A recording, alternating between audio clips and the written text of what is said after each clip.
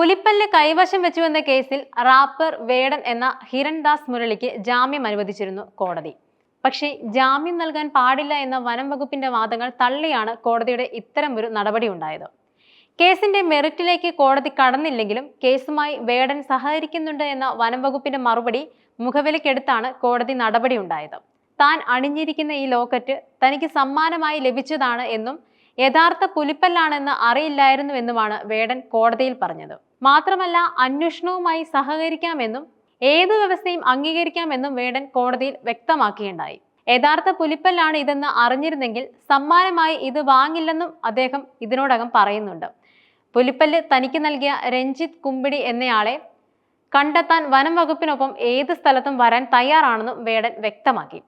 താൻ അയാളെ ഒരു തവണ മാത്രമേ കണ്ടിട്ടുള്ളൂ, ഇനി ഒരു തവണ കൂടി കണ്ടാൽ തിരിച്ചറിയുമോ എന്ന് അറിയില്ല എന്നും വേടൻ കൂട്ടിച്ചേർത്തു.